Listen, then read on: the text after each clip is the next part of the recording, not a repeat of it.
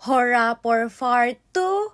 Hey loves, Ohio, na-miss ko kayo. Yes po, tama po kayo. Nanalo nga po yung kakambal ko sa mga nangyari nung previous vlog doon sa Hanabiori. As you can see, bumibili na siya ng ticket namin habang talaga namang giyang siya. 300 ang one way, then 500 ang round trip para sa mga gustong sumakay dito. At siguro naman nakikita nyo or nababasa nyo yung reaction ko na mga be, wala akong magawa, kambal ko yan, malayo yung pinanggalingan niya, kailangan nating pagbigyan siya. Hindi ko nga alam kung matutuwa or matatawa ba ako sa mga nangyari kasi ang bilis ng mga pangyayari. Alam niyo, nakita nyo naman na sumakay na nga tayo ng shuttle from Hanabiori papunta sa train station para umuwi ng bahay. Then yung kasama ko, hindi talaga siya matahimik, talaga namang linga siya ng linga, observe siya ng observe hanggang sa nakita niya na nga, dun mismo pala sa train station mga be, nandun yung gondola na pwede nating sakyan papunta sa Yumyuriland just in case na dun tayo manggagaling. Iba-iba din loves yung tawag nila dito. Share ko lang, may cable car, may sky shuttle, ito gondola ang pagkakabasa ko. Then iba-iba rin yung prices. Usually nakakakita ko nito sa Kanagawa, then yung nagpunta ako sa Hakone.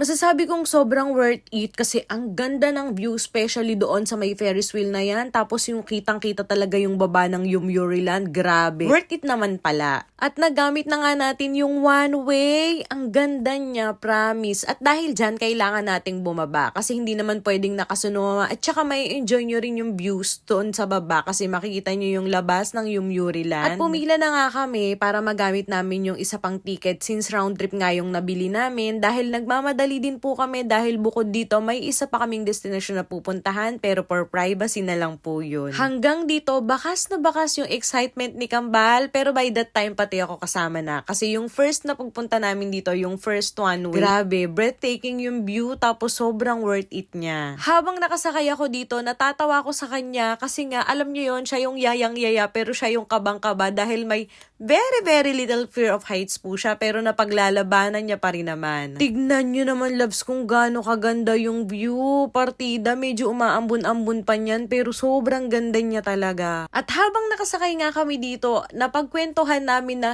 sobrang worth it ng ubong Yasumi na binigay sa amin ng company namin. Kasi loves, isa po kami ng company. Nagkataon lang na nasa Osaka siya, din ako nasa Tokyo. Kaya may mga times, most of the time, hindi talaga kami magkasama. Pero kapag naman meron kaming mahabang break, like for example, ito 1 week, mahaba-haba siya, then minsan nga 3 days lang uwi siya dito. Talagang mini-make sure namin na makakagala kami, makakapag-banding kami. Kasi grabe, sobrang busy po talaga ng buhay dito sa Japan. Kaya kapag pwede kaming mag-rest, yun, ginagawa talaga namin.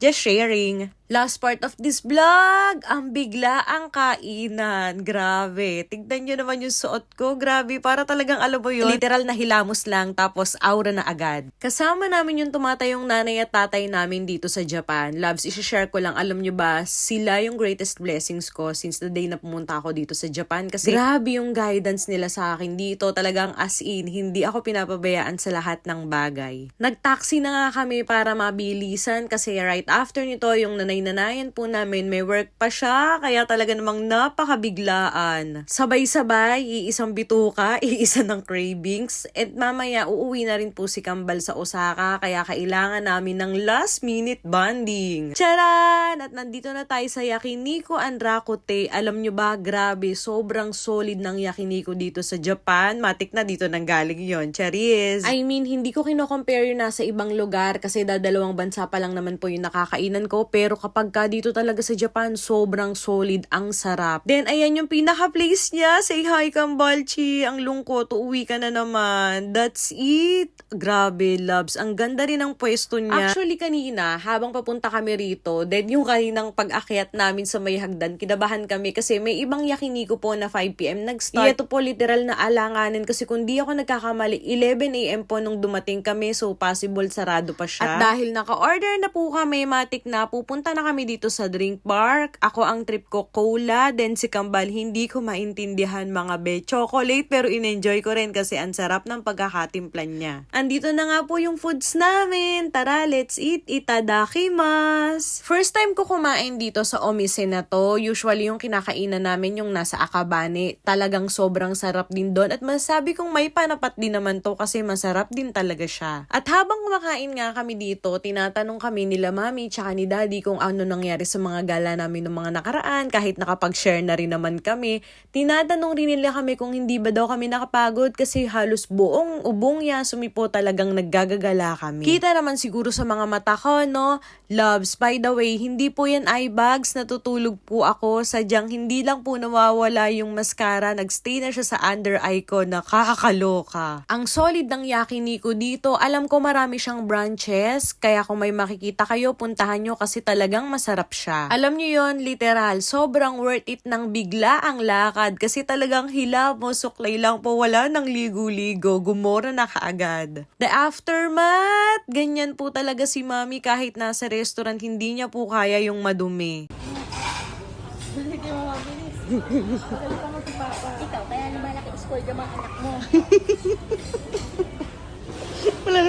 Loves, part 3 of this vlog. Ang katinang ilong ko talaga, hindi ko alam kung bakit. Siguro nalulungkot siya kasi uwi na yung kambal niyang ilong. Charis! Samahan niyo ko dahil lahatid natin ang kambal natin papunta sa Tokyo Station. Alam ko na isama ko na kayo before dun pero iyahatid ulit natin siya at wala kayong choice. Para sa mga nagtatanong, yes po, lagi po siyang nakamaleta para hindi po hassle sa kanya sa pag-uwi niya. At loves, normal po dito sa Japan yun na, hindi po yun big deal. Thank you for watching, loves. Keep safe. God bless. Love you. Bye-bye. Enjoy, loves.